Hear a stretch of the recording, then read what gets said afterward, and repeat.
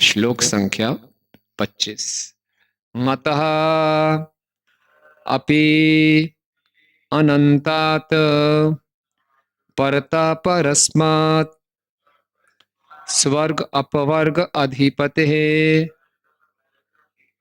न किंचित येषां किम उ स्यात् इतरेण तेषाम् अकिंचनां मयि भक्तिभाजां मतोऽप्यनन्तात् परता परस्मात्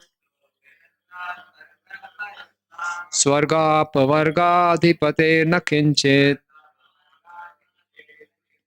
येषां किमु स्यादतिरेण तेषाम् अकिंचनानां मयि भक्तिभाजाम् मतोऽप्यनन्तात् परता परस्मात् स्वर्गापवर्गाधिपतेर्न किंचित् येषां किमु स्यादतिरेण तेषाम् अकिंचनानां मयि भक्तिभाजाम् मतोऽप्यनन्तात् परता परस्तात् स्वर्गापवर्गाधिपतेर्न कञ्चित् येषां किमु स्यादितिरेण तेषाम् अकिंचनानां मयि भक्तिभाजाम्।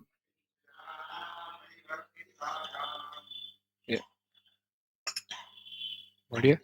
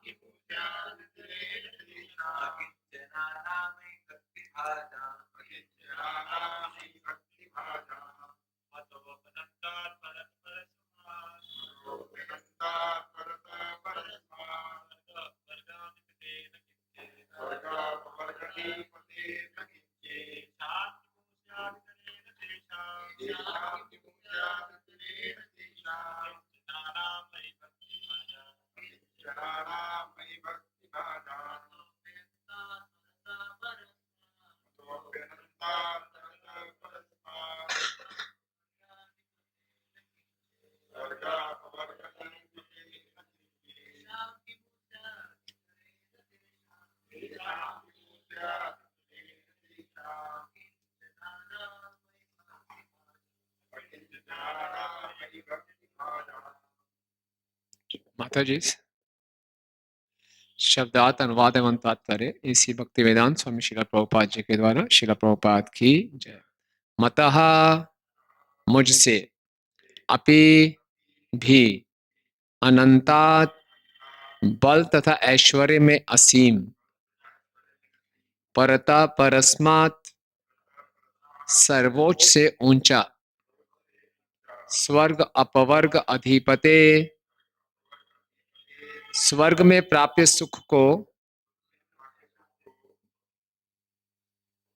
मुक्ति द्वारा अथवा भौतिक सुख उपभोग द्वारा और फिर मुक्ति द्वारा प्रदान करने में समर्थ, ना नहीं, किंचित कुछ भी, ये शाम जिसका, किम क्या प्रयोजन, उ ओहो, स्यात् क्या हो सकता है? इतरेण, जिन्हें किसी वस्तु की अन्य किसी से, तेषाम, उनका, अकिंचनानाम, आवश्यकता नहीं है, अथवा जिन्हें संपत्ति की इच्छा नहीं है, मई, मुझ में, भक्ति भाजाम, भक्ति करने वाले, मैं ब्रह्मा तथा स्वर्ग के राजा इंद्र से भी अधिक ऐश्वर्यवान, सर्वशक्तिमान तथा श्रेष्ठ हूँ। मैं स्वर्ग लोक में प्राप्त होने वाले समस्त सुखों को तथा मोक्ष को देने वाला हूँ।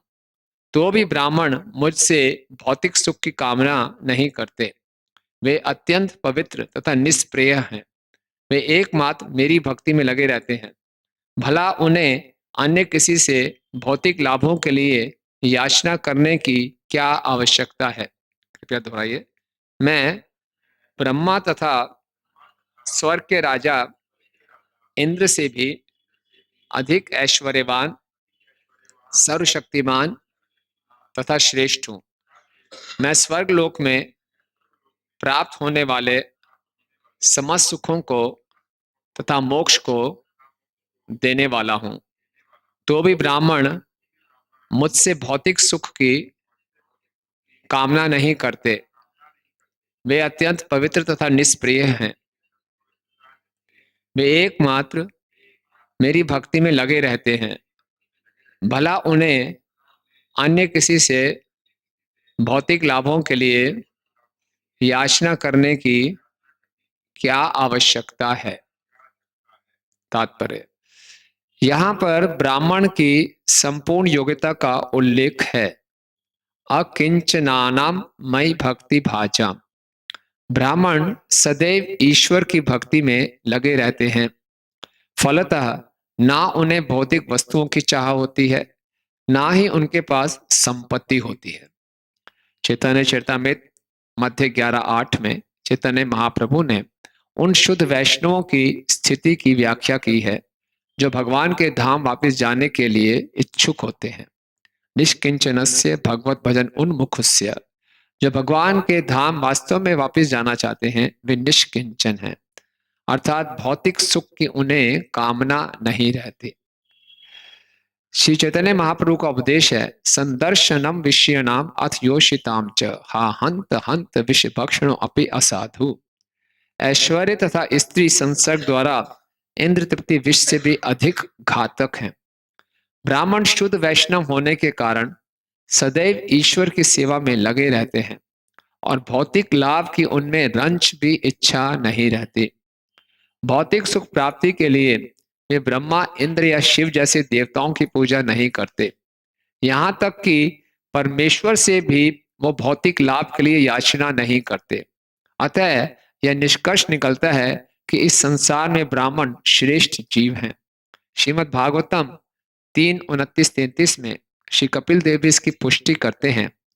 तस्मान् मयि अर्पित शेष क्रियार्थ आत्मा निरंतरा, मयि अर्पित तात्मनः पुंसो मयि संन्यस्त कर्मणा ना पश्यामि परम भूतम अकर्तु समदर्शनात्। ब्राह्मण मनसा वाचा कर्मणा ईश्वर की सेवा में समर्पित रहने वाले हैं। ब्राह्मण से बढ़कर ऐसा अन्य कोई नहीं है जो अपने आप को ईश्वर में लगाता है और समर्पित हो जाता है। ओम अज्ञानतिमिरन्धस्य ज्ञानंजन शलाकया चक्षुरुन्मीलितं येन तस्मै श्री गुरुवे नमः। श्री चैतन्य मनोभीष्टं स्थापितं येन भूतले स्वयं रूप कदा मह्यं ददाति स्वपदान्तिकं।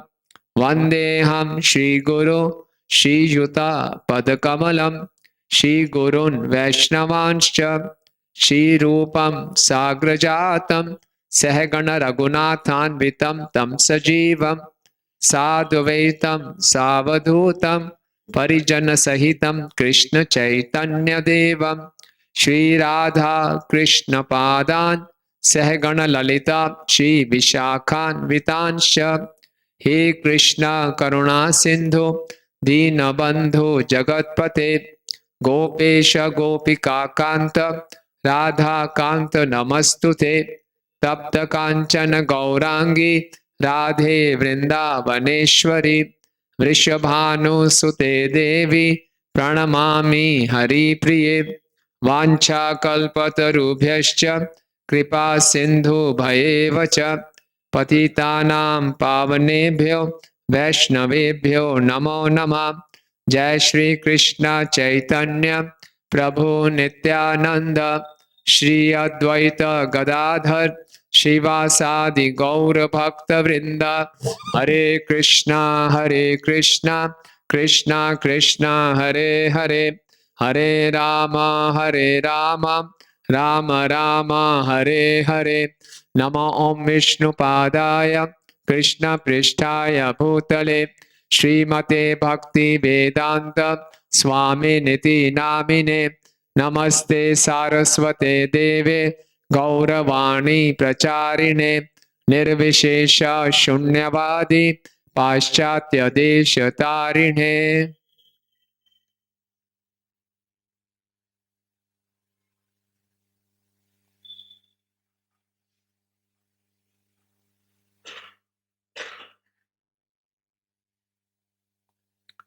हरे कृष्णा। आप सब भक्तों का हार्दिक स्वागत है। और भगवान ऋषभ देव जी भगवान के अवतार हैं, जिन्होंने अपने 100 पुत्रों को बहुत सुंदर उपदेश दिए। और ये सभी हम साधकों के लिए उपदेश बहुत महत्वपूर्ण है। अभी उपदेश जो पहले उन्होंने दिए थे वो अपने पुत्रों को कि अपने जीवन में कैसे उतारें। और पिछले कुछ श्लोकों से वो अपने भक्त और ब्राह्मणों का गुणगान कर रहे हैं। तो इस श्लोक में ब्राह्मणों का गुणगान करते हुए ब्राह्मणों के कुछ गुणों का वर्णन कर रहे हैं। उनके ब्राह्मणों का विशेष गुण क्या है कि हालांकि वो मेरी सेवा में लगे रहते हैं और मैं क्या हूं, मैं मतः अपि अनंतात परतः परस्मात्। मैं मेरे में अनंतात बल और ऐश्वर्य में मैं असीम हूं।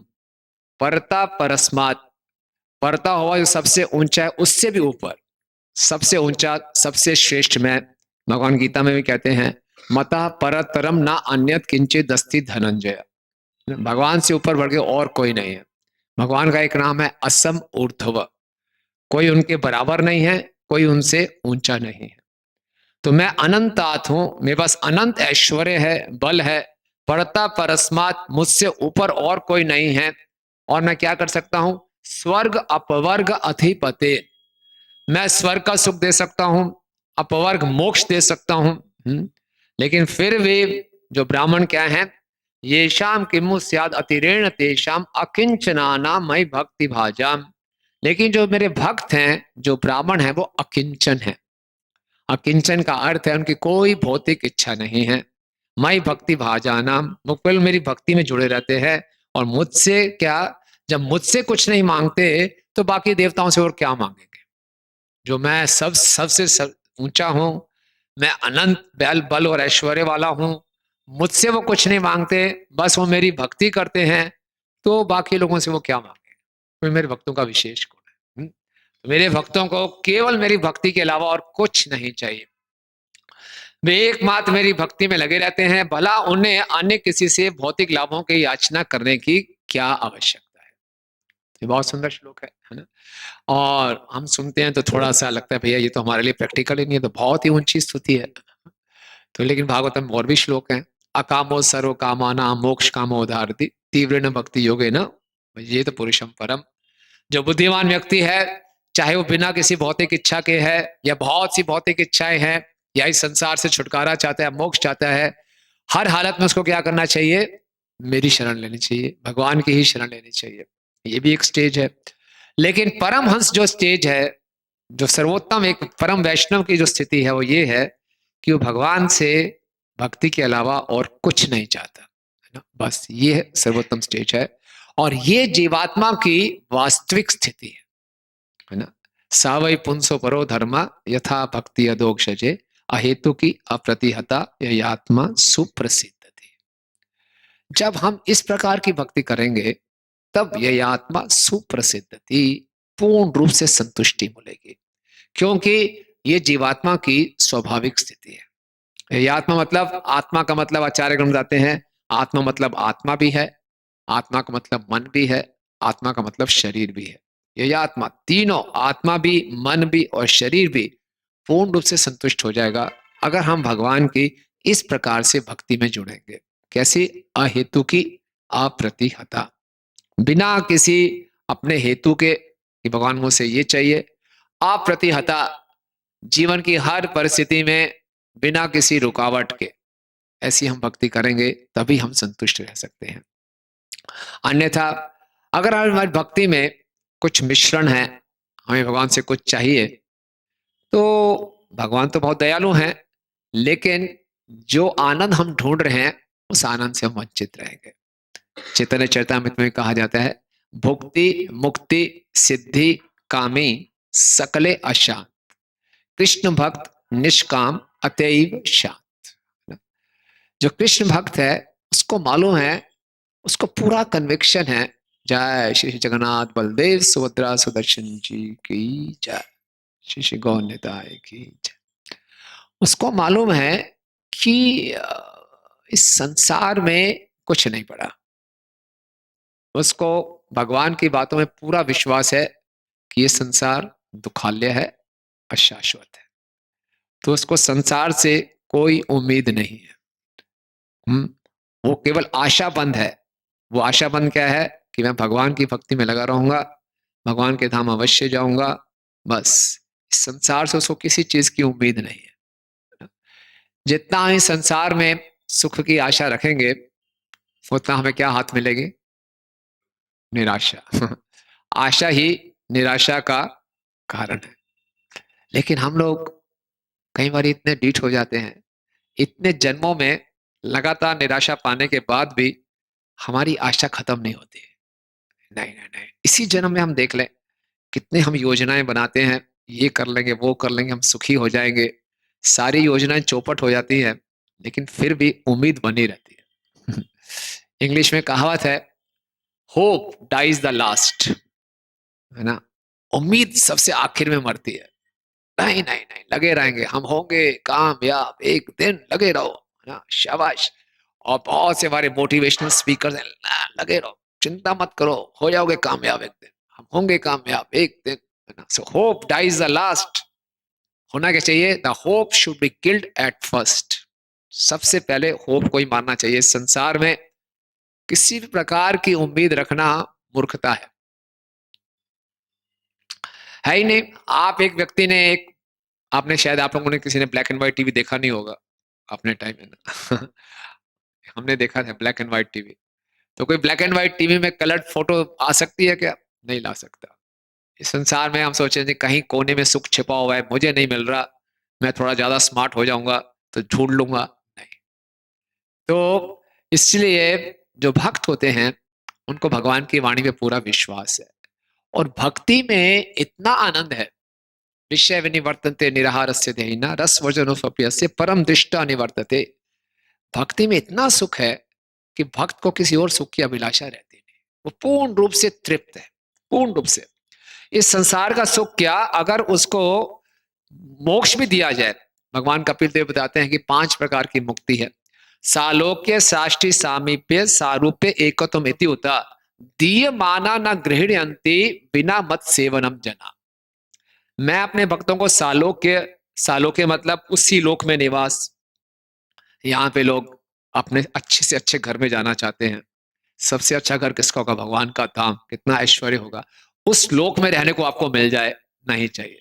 सामीप्य, भगवान के बिल्कुल निकट रहेंगे आप, कृष्ण के, नहीं चाहिए। सालोक्य सामीप्य सृष्टि, भगवान जैसा ऐश्वर्य आपको मिल जाए, नहीं चाहिए। सालोक्य सृष्टि सामीप्य सारूप्य, भगवान जैसा रूप, ओहो, नहीं चाहिए। एकत्वम, भगवान में लीन हो जाओ, नहीं चाहिए। क्यों? दिए माने ना गृहंती, भैया ले लो, नहीं चाहिए। क्यों? बिना मत सेवया जना, जब तक मेरी सेवा नहीं है और कुछ नहीं चाहिए। भक्तों को केवल भगवान की सेवा चाहिए। ना धनम ना जनम ना सुंदरिम कविता व जगदीश कामये मम जन्मनि जन्मनीश्वरे भवताद भक्तिर अहेतु की त्वयि, है ना? चैतन्य महाप्रभु की इतनी सुंदर प्रार्थना है, और एक साधक की यही प्रार्थना होनी चाहिए कि मुझे संसार में ना धन चाहिए, ना जन चाहिए, ना सुंदरी चाहिए, ना मोक्ष चाहिए। मुझे बार बार जन्म भी लेना पड़े कोई दिक्कत नहीं है। मुझे आप हर जन्म में आपकी अहेतु की भक्ति चाहिए, बस। कौन इसकी डिमांड कर सकता है? जो कि अहेतु की भक्ति कर रहा हो, जिसको इसका रस आ रहा हो, और मालूम ये सर्वोत्तम रस है, इससे ऊपर और कोई है ही नहीं। चैतन्य महाप्रभु के पार्षद थे, खोला बेचा श्रीधर, है ना, बहुत ही दरिद्र थे देखने में। उनकी वो केले के पत्ते के डोने बेचते थे, है ना, और मुश्किल से 2 पैसे कमाते थे। 1 पैसा गंगा जी की पूजा में लगाते थे। उनकी छोटी सी झोंपड़ी थी, उन झोंपड़ी में छेद ही छेद थे छत के ऊपर। एक ही धोती थी, उस धोती में 22 छेद थे। एक ही बर्तन था घर में, टूटा हुआ लोहे का एक बर्तन था, उसी में खाते थे, पीते थे, नहाते थे, सब कुछ वही करते थे। और निमाई पंडित थे, उनको मालूम था ये बहुत बड़े भक्त हैं, तो उनके पास आते थे, बार्गेनिंग करते थे, ये कितने का सामान है? बोले आधे आने का। नहीं, ये तो बहुत महंगा लगा रहे हो, थोड़ा कम करो। वो बोला ये तो कुछ भी नहीं है, उठा के भाग जाते थे सामान, फिर चले आते थे बेचारे, कुछ कुछ भी उनको नहीं मिलता था। और चैतन्य महाप्रभु कहते थे, निमाई पंडित तुम दिखते हो इतने गरीब है, मुझे मालूम है तुम्हारे पास असली धन है, तुम छुपा के घूम रहे हो असली धन को, है ना। और जब चांद काजी का महाप्रभु ने पूरा सबको लेके चांद काजी के यहाँ पे और बहुत बड़ा संकीर्तन निकाला, वापिस आए तो चैतन्य महाप्रभु के जो कुटिया थी वहां रुके, और इनका जो गंदा सा बर्तन था उससे उन्होंने पानी पिया। बोले ये क्या करे, तो बहुत गंदा बर्तन है, मैं तो नरक में चला जाऊंगा। बोले नहीं नहीं नहीं नहीं, तुम्हारे पास, तुम दिखाते हो अपने आप को गरीब हो, लेकिन तुम्हारे पास असली धन है। क्या असली धन था उनके पास? हाँ, राधा कृष्ण का प्रेम। जब महाप्रभु दक्षिण भारत की यात्रा में गए तो महाप्रभु ने रामानंद राय जी से संवाद किया था। रामानंद राय संवाद में महाप्रभु से महाप्रभु ने रामानंद राय जी से पूछा कि इस संसार में सबसे धनी व्यक्ति कौन है? कौन है आजकल संसार का धनी व्यक्ति? नहीं मालूम है?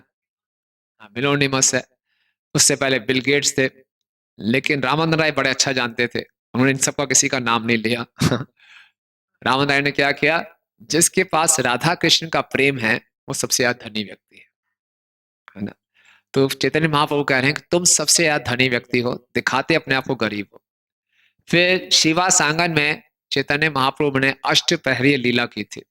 अष्टप्रहरीय लीला में महाप्रभु ने अपने सभी पार्षदों को बुलाया और सबसे कहा कि जो इच्छा है मैं पूरी कर दूंगा। हर कोई आके अपनी अपनी इच्छा पूरी कर रहे थे। तो महाप्रभु ने अपने भक्तों को बोला, जाओ श्रीधर को लेकर आओ। बोले श्रीधर? श्रीधर कौन है, कैसे पहचानेंगे उसको? रात का समय था। बोले जाओ, वो जो सो नहीं रहा होगा, जोर जोर से जहां से हरे कृष्णा कृष्णा कृष्णा हरे हरे, हरे राम राम राम हरे हरे, जहां से आवाज आ रही होगी रात को, वही है श्रीधर। क्योंकि वो कुछ खाते पीते नहीं थे, पूरी रात कीर्तन करते रहते थे। और उनके पड़ोसी परेशान थे, बोले भूखा रहता है, कुछ खाने पीने को है नहीं, गरीब सा व्यक्ति है, हमें भी नहीं सोने देता। उसके पड़ोसी उसको बोलते थे, भैया दुर्गा माँ की पूजा कर लो, देखो ऐश्वर्य ऐश्वर्य प्राप्त होगा।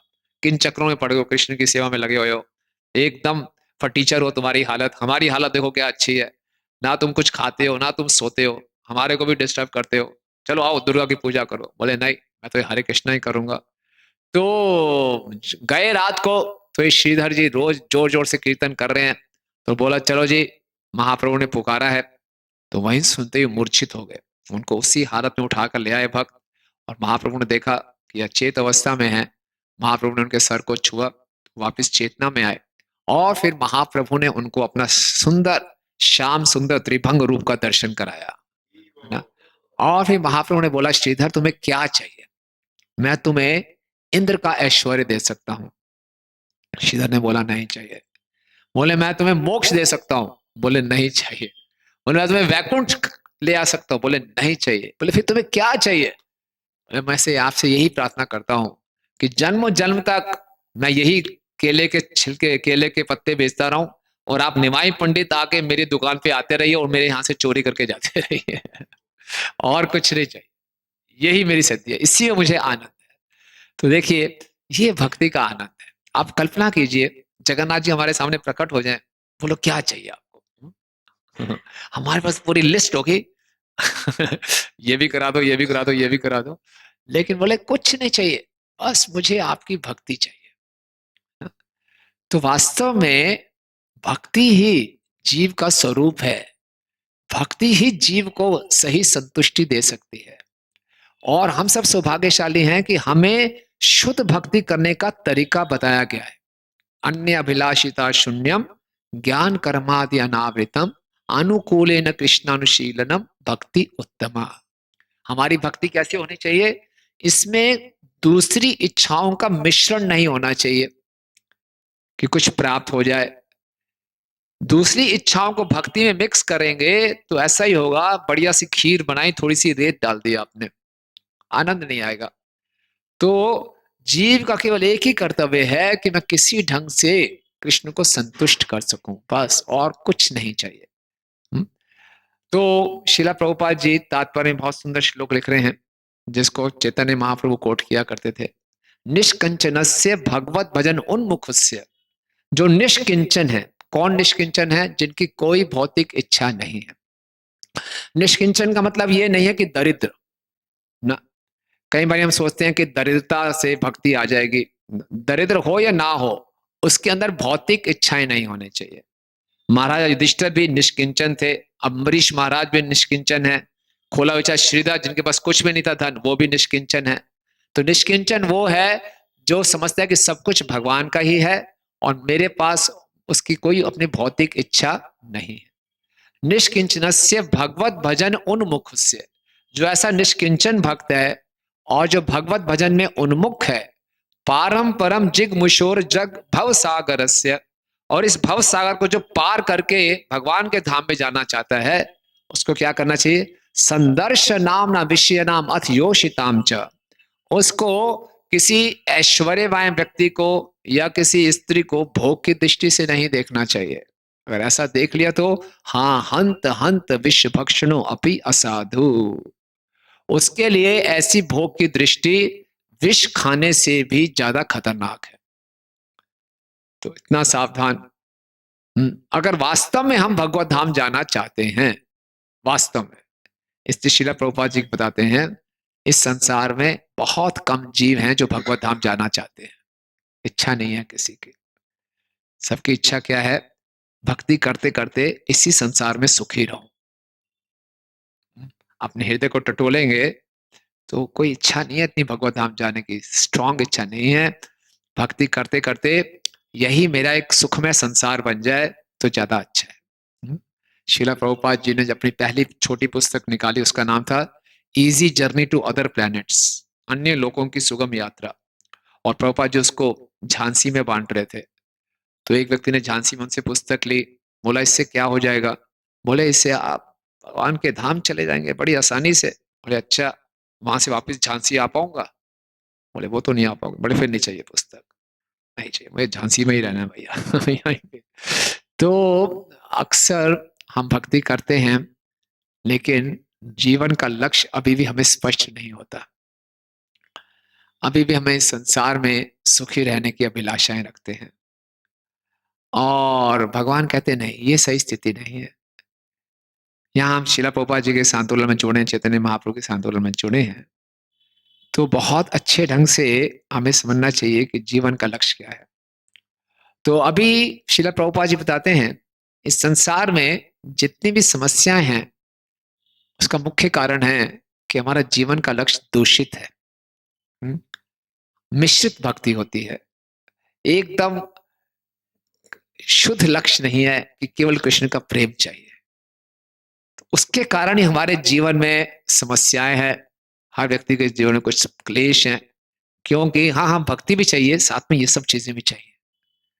तो जब तक ये कंफ्यूजन रहता है तब तक जीव को असली आनंद प्राप्त नहीं होता। क्या कहना है आप लोगों का? हुँ? तो डर भी लगता है, नहीं नहीं ऐसा शुद्ध लक्ष्य चाहिए नहीं हमें।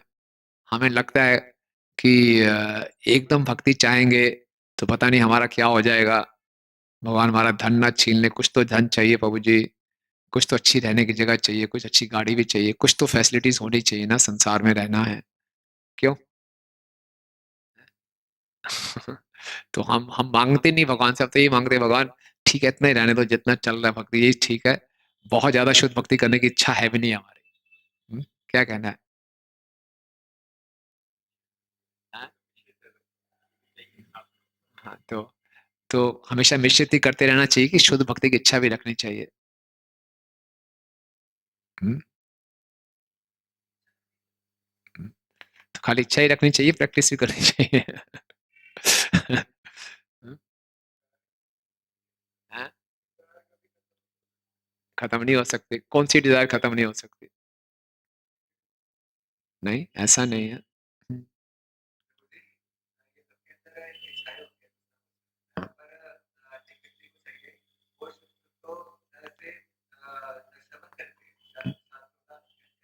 हाँ,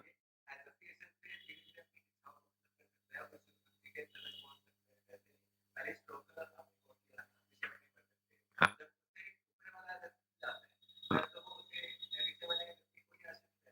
हाँ, सही बात, सही बात। और कोई किसी का कहना? यस माता जी, कि ऐसे ही चलने रहना चाहिए, कि हमें शुद्ध भक्ति के लिए प्रयास भी करना चाहिए, इच्छा भी करनी चाहिए। हम्म, माया इतनी प्रबल है, हमें भक्ति में आगे बढ़ने से डराती है ना? हम कहते हैं नहीं यार इतना ही ठीक है, पहले इतना छोड़ दिया, अब पता नहीं और कुछ ना छूट जाए, ये मेरा इतना सुखी संसार है, इसी में रहने दो मुझे। तो हमने कौन सा साधु बनना है, हम तो गृहस्थ में रहने वाले लोग हैं। और इवन जो ब्रह्मचारी आश्रम में भी हम बोले यार बहुत ज्यादा आगे नहीं, ठीक है इतना तो कर दिया अब।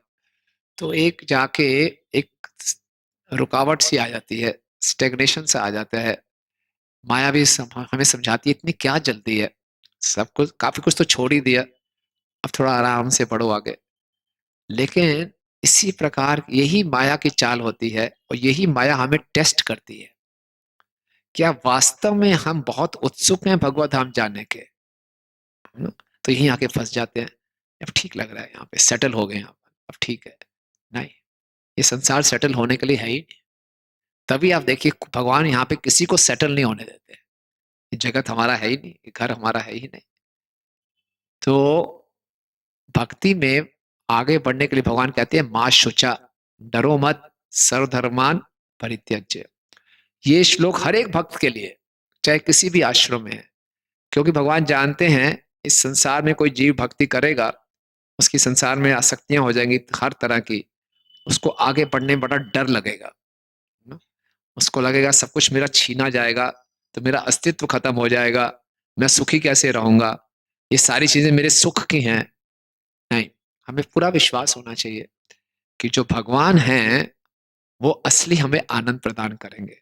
उनका नाम है रसराज श्री कृष्ण, वो रस से भरे हुए हैं, और उनका हम संग करेंगे हमारा जीवन भी रसमय हो जाएगा, है ना? उनसे दूर रहने से कोई फायदा नहीं है। तो धीरे धीरे ये जीवन का लक्ष्य शुद्ध करना है। कैसे?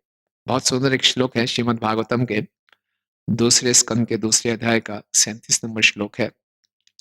पिबत भागवतम रसम, पिबत भागवतम नहीं नहीं सॉरी, पिबन्ति भागवत सत, पिबन्ति भागवत आत्मनाम सताम श्रवण पुटेषु। हाँ, पिबन्ति भागवत आत्मना सताम कथामृतम श्रवण पुटेषु संभृता, पुनन्ति ते विषय विदुषिताशयम्, भजन्ति ते चरण सरोरन्तिकम्, पिबन्ति ते भागवत आत्मनाम सताम। जो मेरे भक्त होते हैं वो पीते हैं क्या? कथामृतम श्रवण पुटेषु संभृतम, एक कानों के छेद के द्वारा भर भर के मेरी कथा को पीते हैं। तो भगवान के संदेश को जब भर भर के खूब पिएंगे तो फिर क्या होता है? पुनन्ति ते विषय विदुषित आशयम, वो शुद्ध कर देते हैं क्या?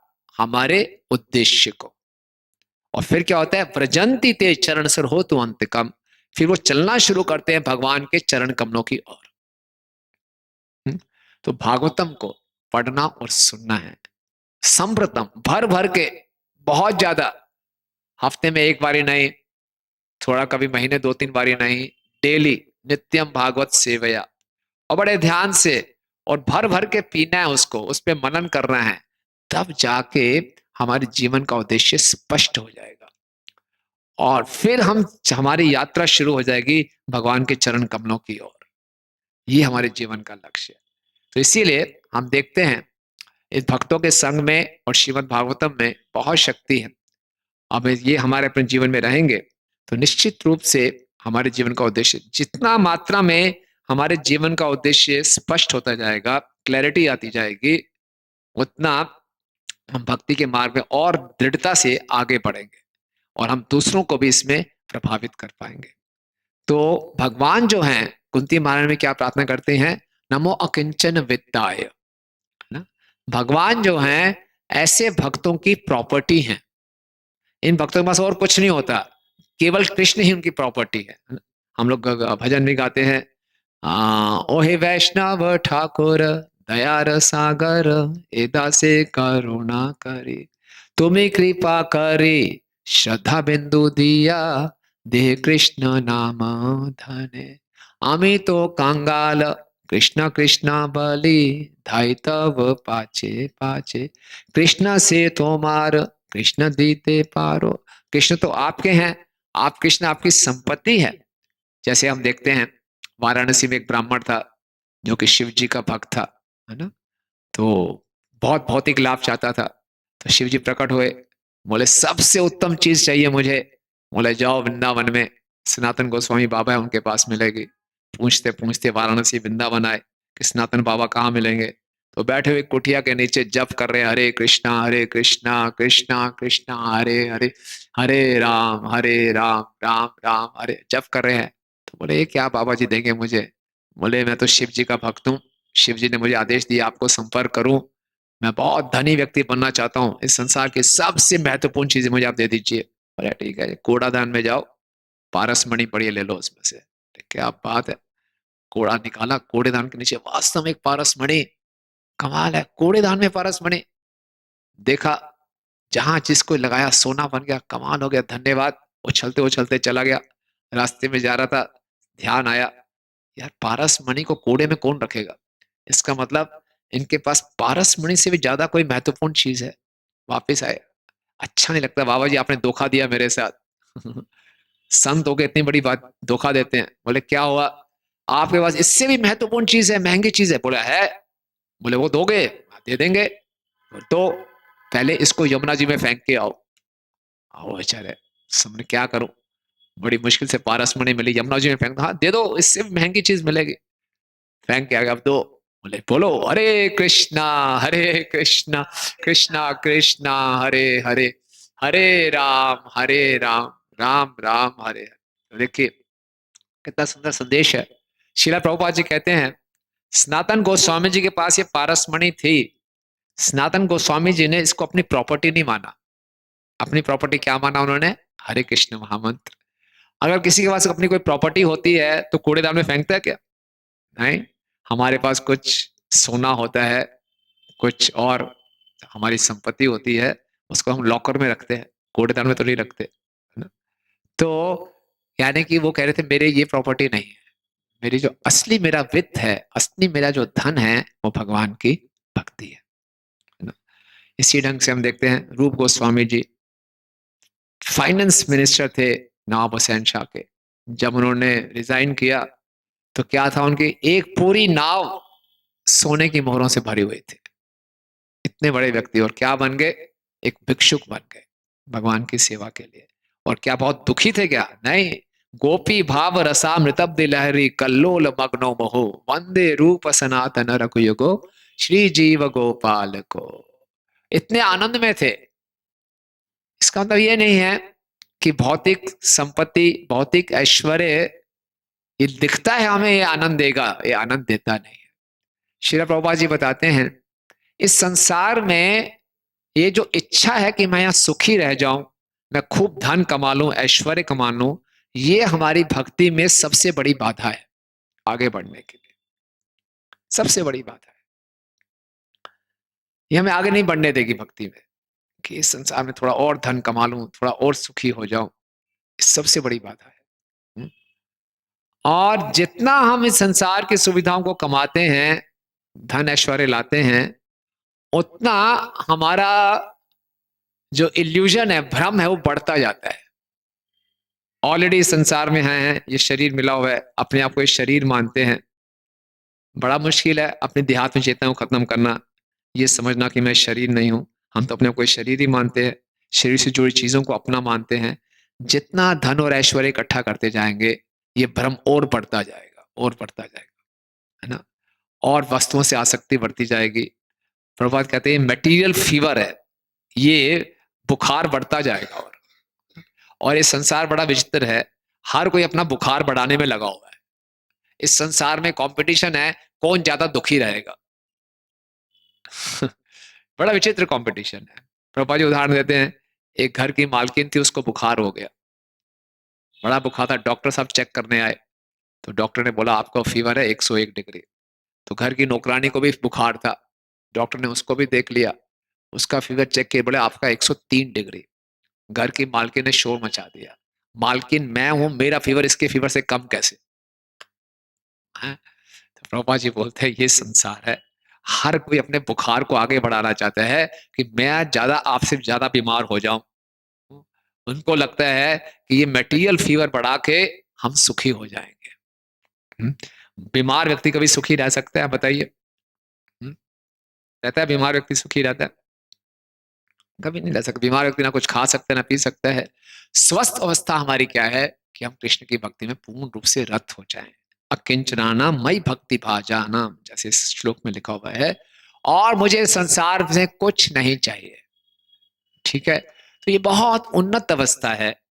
अभी हम सोच सकते हैं कि हमारी पहुंच से परे है, हमें ऐसा लग सकता है, लेकिन अगर इसको अपने जीवन का लक्ष्य लेकर चलेंगे कि मुझे इस अवस्था तक आना है, या एटलीस्ट हम अपने भक्ति में, अपनी साधना में पहचान सकें कि मेरी अपनी साधना में क्या क्या त्रुटियां हैं और मुझे इससे ऊपर उठना है, तो भगवान हमें निश्चित रूप से मदद करेंगे, है ना। श्रीला प्रभुपाद जी बताते हैं भक्ति में इतनी शक्ति है, भक्ति इतनी प्रबल है कि एक किसी भी जीव को पूर्णता प्रदान कर सकती है, उसको खींच सकती है। It will drag one two perfection. हम लोग अपना देखें, अपना जीवन शिला प्रभुपाद जी के आंदोलन में आने से पहले हमारी क्या मानसिकता थी और अब हमारी क्या मानसिकता है। आपको कुछ परिवर्तन नजर आता है कि नहीं आता अपने सोचने के तरीके में? है कि नहीं है? हमें से काफी लोगों ने दीक्षा भी ले ली और हम काफी गलत आदतों से ऊपर उठे, तो काफी तो परिवर्तन आया। लेकिन अभी भी हृदय में कुछ इच्छाएं पड़ी हैं, उनसे भी हमें निवारण हो जाएगा अगर हम इस श्रवण और कीर्तन को बहुत अच्छे ढंग से करते हैं, भक्तों को, संघ को, उनकी वैल्यू समझते हैं और अच्छे ढंग से करेंगे, तो निश्चित रूप से हमारे जीवन का लक्ष्य भी पूर्ण रूप से शुद्ध हो जाएगा। और फिर हम भी इस प्रकार की अकिंचन बन सकते हैं। क्योंकि कुंती महारानी क्या कहती हैं, जन्म ऐश्वर्य श्रुति भी एदामान मदापुमान ना एव अभिधातु भाई त्वम अकिंचन गोचरा। अगर हम इस संसार के ऐश्वर्यों के पीछे भागते रहे, तो उसमें क्या होता है, हमारा मद, हमारा अभिमान बढ़ जाता है। तो ऐसी हालत में हम भगवान को हृदय से, प्रेम से नहीं पुकार सकते, है ना।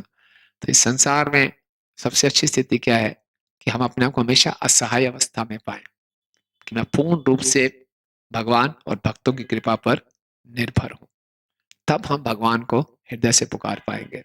हरे कृष्णा कृष्णा कृष्णा हरे हरे, हरे राम राम राम हरे हरे। अगर इस संसार के ऐश्वर्यों में ही हम लिप्त हैं या उन्हीं ऐश्वर्यों को चाहते हैं, तो फिर भगवान को हृदय से नहीं पुकार पाएंगे। जब हम ये ऐसी बातें सुनते हैं तो मन में चल रहा होता है ये प्रैक्टिकल बातें नहीं है, हमें अपना बिजनेस भी तो करना है, धन भी तो कमाना है, अपने पैरों पे खड़ा होना है, कुछ तो करना ही चाहिए। तो आध्यात्मिकता कभी भी हमें आलसपन नहीं देती। इसका अर्थ ये नहीं है कि हम भौतिक जीवन में कुछ ना करें, आलसी हो जाए, लेकिन एक स्पृहा नहीं होनी चाहिए। यहाँ बताया गया जो ब्राह्मण है वो निष्प्रिय है, स्पृहा नहीं होनी चाहिए, बहुत सी अभिलाषाएं नहीं होनी चाहिए कि मुझे भौतिक जगत पे इतना कुछ पाना है। इस संसार में जो हमें भौतिक सुख मिलना है वो कोटा ऑलरेडी फिक्स है। कितना धन किसको मिलेगा सब फिक्स्ड है, उसके लिए ज्यादा प्रयास करने की आवश्यकता नहीं है। प्रयास किसके लिए कर रहे हैं? इस संसार से निकलने के लिए। तस्यैव हेतु प्रत्येत कोविदो न लभ्यते यत् उपरिमदा। जो बुद्धिमान व्यक्ति है इस संसार की वस्तुओं को पाने के लिए प्रयास नहीं करता। ये तो मिलना ही मिलना है, जितना मर्जी हम प्रयास कर लें, नहीं मिलना तो नहीं मिलना, मिलना है तो मिलना है।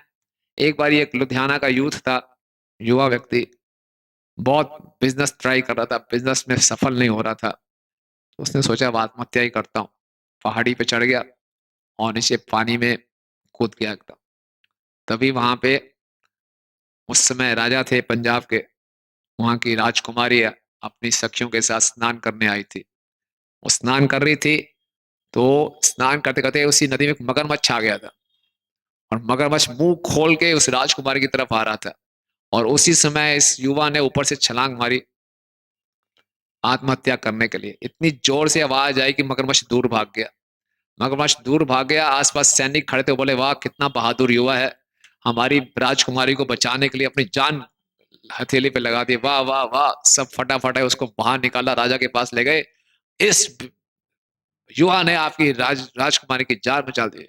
राजा ने बोला चलो, राजकुमारी तुम्हें दी, सारा राज्य तुम्हें दिया, क्या याद रखोगे? देखो, भाग में था, मिलना तो मिलना ही है। पहले बहुत प्रयास करता रहा, कहीं सेटल नहीं हो रहा था बेचारा। इसका मतलब आइडिया नहीं दे रहा मैं आपको कि, कि आपने बोला था हमारे साथ भी शायद ऐसा हो जाए। कहने का अर्थ ये है कि जो हमारे भाग्य में होता है उसको उसको मिलना है तो मिलना है, इसके लिए प्रयास करने की आवश्यकता नहीं। अगर अपने प्रयासों से हर कोई इन भौतिक उपलब्धियों को प्राप्त कर लेता, तो इतने लोग मेहनत कर रहे हैं, हर कोई अडानी अंबानी बन जाता। ऐसा नहीं है। तो ये चीजें अपने आप प्राप्त हो जाएंगी। मनुष्य जीवन का केवल मिला है भगवान की प्रेमा भक्ति को प्राप्त करने के लिए, केवल इसलिए मिला है। और ये बार बार बात हमें भागवतम सिखाती है, समझाती है, और यही भक्तों के संग का उद्देश्य है कि भक्तों के संग में आके हम बार बार अपने जीवन के उद्देश्य के बारे में सुने, ताकि वो जो हम भ्रमित हुए हुए हैं उससे हम बाहर निकल सके। ठीक है, हरे कृष्ण। किसी कोई प्रश्न है या टिप्पणी है? यस।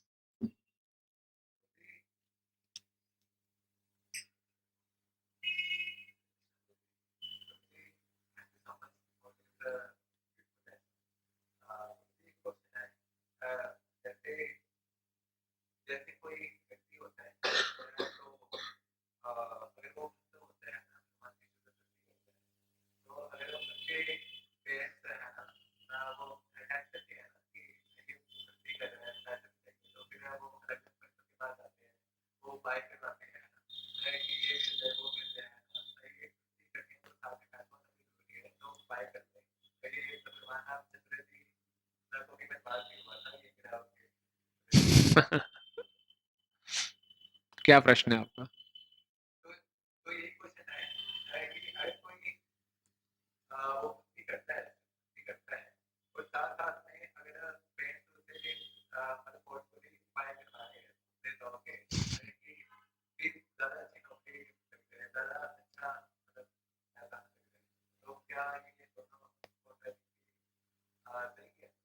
आप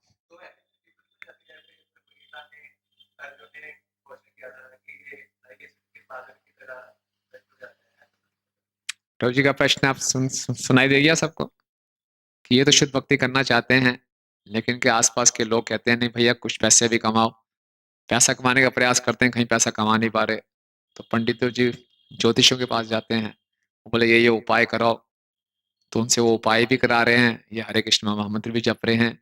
तो ये कर्म कांड के उपाय और हरे कृष्ण महामंत्र साथ साथ करना ठीक है क्या? ये प्रश्न है आपको, है ना? आप बताइए। क्वेश्चन टू द ऑडियंस, ठीक है ये करना ठीक है?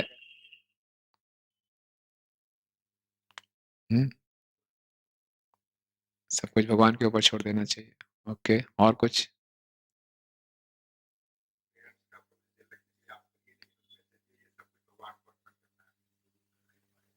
पेरेंट्स का दिल रखने के लिए कर लीजिए।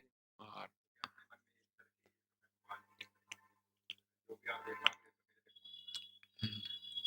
ठीक है, और बताइए। प्रैक्टिकल क्वेश्चन पूछा है प्रभु जी ने, है ना। तो देखिए, जो भक्ति में नहीं जुड़े हुए तो वो तो यही सोचेंगे, साधारण व्यक्ति यही सोचता है कि संसार में हम जितना धन कमा लें हम सुखी हो जाएंगे।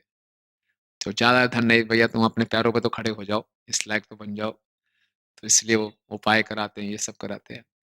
तो अगर हमें उनको बोलिए कि अगर आपको चाहते हैं कि मैं कुछ भौतिक भी प्रगति करूं, तो उन्हें पहला श्लोक बोला था, अकामो सर्व कामो वा मोक्ष कामो दारते तीव्रेण भक्ति योगेन यजेत पुरुषम परम।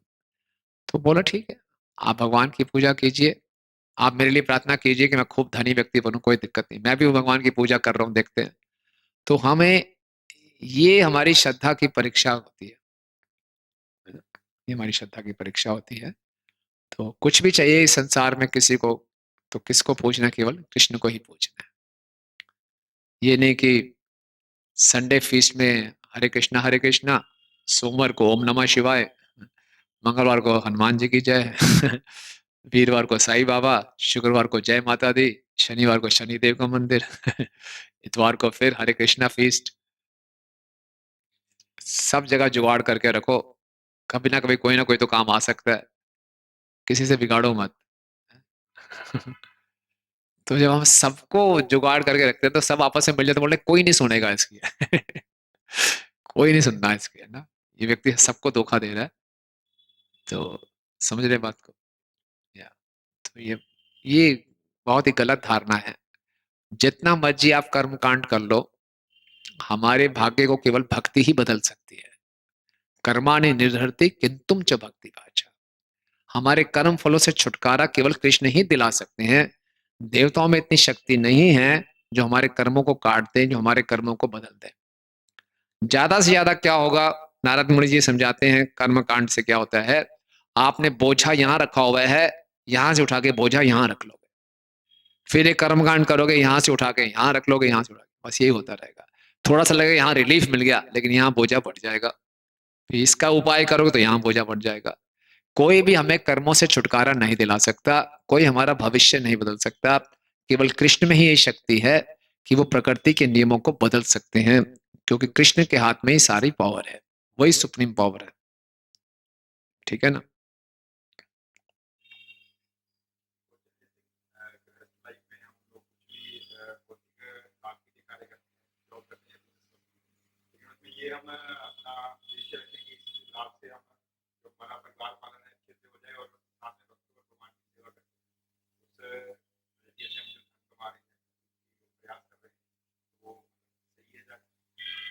प्रभु जी का प्रश्न है कि गृहस्थ आश्रम में धन कमाते हैं तो उद्देश्य ये होता है कि धन कमा के परिवार का पालन करें और कुछ भगवान की सेवा कर दें, भगवान भक्तों की सेवा कर दें। तो क्या ये उद्देश्य ठीक है, ये भक्ति ठीक है?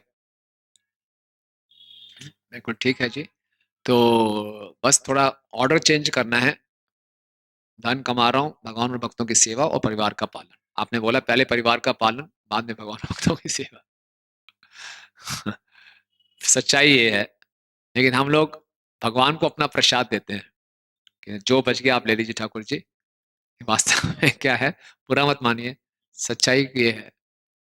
प्रभुपाद जी ने क्या बोला, रूप गोस्वामी जी ने क्या फार्मूला दिया है, जो भी हम कमाएं, हाँ, 50% भक्तों की सेवा के लिए, 25% रिश्तेदारों अपने परिवार के लिए, 25% इमरजेंसी। सबसे बड़ा चंक कहाँ गया, भगवान और भक्तों की सेवा। तो पहली प्रायोरिटी वो है ना। हिज होलीनेस गोपाल कृष्ण स्वामी महाराज जब गृहस्थ आश्रम में थे, तो और बहुत बड़ी नौकरी थी उनके, तो जो पे चेक मिलता था, सारा का सारा चेक पहले प्रभुपाद जी को देते थे, फिर प्रभुपाद उनको वापस करते, जाओ घर का पालन करो। तो फिर एक बार जयदेव स्वामी जी क्लास दे रहे थे, छठे अध्याय का पहला श्लोक है, व्हाट इज दैट, अनाशिता कर्म फलम कार्यम कर्म करोति स सन्यासी च योगी च। तो बोले देखो वो सन्यासी जा रहे हैं वो ग्रस्त आश्रम में, लेकिन वो सन्यासी है कि सारा जो आया उनको गुरु को दिया। फिर गुरु बड़े कंसिडरेट होते हैं, भैया आपका परिवार भी है, फिर चलाना है, ले जाओ इतना ले जाओ। ये आइडियल आदर्श वो है। समझ रहे बात को, हमें मालूम होना चाहिए। इससे क्या होगा, हम पूर्ण रूप से भगवान पर आश्रित हैं। और भगवान का एक नाम है अच्युत, भगवान अपने भक्तों को धोखा नहीं देते। हम भगवान पे पूर्ण रूप से आश्रित हैं। भगवान बोलेंगे मेरे लिए इतनी सेवा। द्रौपदी ने थोड़ा सा अपनी साड़ी फाड़ी थी, भगवान पूरी साड़ी बन गए। सुदामा उनके लिए क्या ले गया था, सूखा सा चिड़वा, भगवान ने पता नहीं क्या क्या दे दिया। भगवान बोले इतना दे रहे हो यार। तो भगवान भक्तों को कभी कमी नहीं होने देते। ये हमें विश्वास होना चाहिए। अपना सब कुछ हमें भगवान को देना चाहिए। भगवान जब रिटर्न करते हैं तो भगवान का तो मिनिमम से मिनिमम भी कितना ज्यादा होगा, है ना। लेकिन हम ऐसा करते नहीं तो भगवान भी हमारे साथ ठीक है, ऐसे रेसिप्रोकेट करेंगे। तो कन्विक्शन की कमी है प्रभु जी हमारे समय, दिक्कत ये है हमें कन्विक्शन नहीं है कि भगवान को देंगे तो भगवान रिटर्न करेंगे या नहीं करेंगे। इसलिए पहले कुछ अपने लिए रख लो, कुछ बचेगा तो दे देंगे। कोई बात नहीं, शुरुआत में ये भी ठीक है, लेकिन आगे बढ़ना चाहिए, है ना। ये आदर्श स्तर है, धीरे धीरे बढ़ाएं। जितना ज्यादा हम भगवान के लिए कर सकते हैं, हम देखेंगे हमारे जीवन में कभी कमी नहीं होगी, कभी भी, है ना। और कुछ? ठीक है, आप सब भक्तों का बहुत धन्यवाद। ग्रंथ आज श्रीमद् भागवतम की, जगत गुरु श्रील प्रभुपाद की, निताई गौर प्रेमानंदे।